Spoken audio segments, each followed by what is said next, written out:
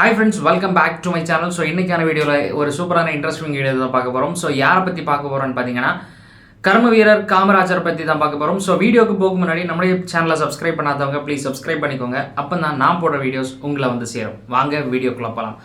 So கர்ம வீரர் காமராஜர் உண்மையிலே தமிழகத்தில் ஒரு கல்வி புரட்சியும் மக்களை கல்வியிலே கொண்டு போய் சேர்த்ததும் ஒரு மிகப்பெரிய பங்கு இவருக்கு உண்டு.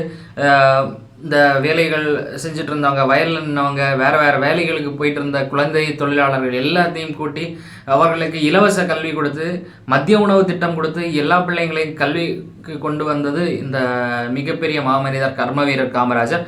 ஸோ இவருடைய பிறந்த நாளாக இன்று 15 ஜூலை. ஸோ இவரை பற்றி பேசுறது உண்மையிலே மிகவும் பெருமையாக இருக்குது.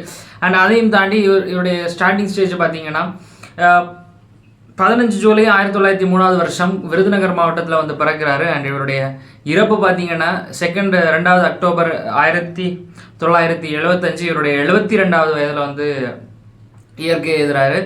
அண்ட் இவர் வந்து பல தலைவர்களை உருவாக்கியிருக்காரு இந்திய நாட்டிற்காகவும், மற்றும் தமிழகத்திலையும் பல தலைவர்களும், இந்திய காங்கிரஸ்லையும் பல முறை நின்று ஜெயிச்சு தமிழக முதல்வராகவும் இருந்திருக்காங்க.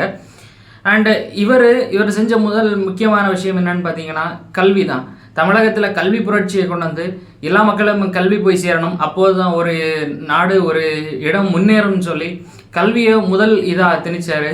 ஸோ கல்விக்காக என்னெல்லாம் பண்ண முடியுமோ நிறைய பள்ளிக்கூடங்களை திறந்தார், நிறைய மத்தியானம் சாப்பாடு கொடுத்தாரு. ஸோ சாப்பாடு கொடுத்ததுனால நிறைய பிள்ளைங்க சாப்பாட்டுக்காவது வருவாங்க. ஸோ வந்தாலும் அதை பற்றி படிப்பை அவங்க உயர்த்தி கொள்வாங்கன்னு சொல்லி ஸோ இதே மாதிரி எல்லா மக்களையும் இணைச்சு கல்விக்குள்ளே கொண்டு வந்து தமிழகத்தை ஒரு மிகப்பெரிய கல்வியில் வளர்ச்சி பெற்ற மாநிலமாக மாற்றினார்.